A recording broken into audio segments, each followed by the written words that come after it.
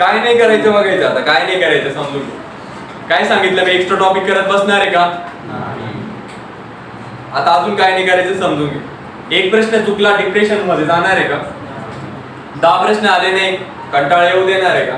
होणार नाही असं वाटू देणार आहे का? झालं तर ठीक, नाही तर काही अडचण.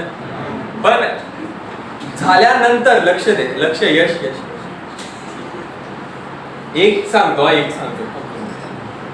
आता कष्ट केले तुम्ही सर्वांनी, केले तुमचे 1000% दिलं, जरी देत नसले तरी.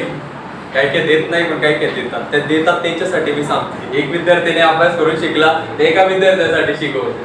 ते एक विद्यार्थ्याने चांगले ज्ञान घेतलं ते एका विद्यार्थ्यासाठी सांगतोय. समजलंय का? आता बघ काय करायचंय.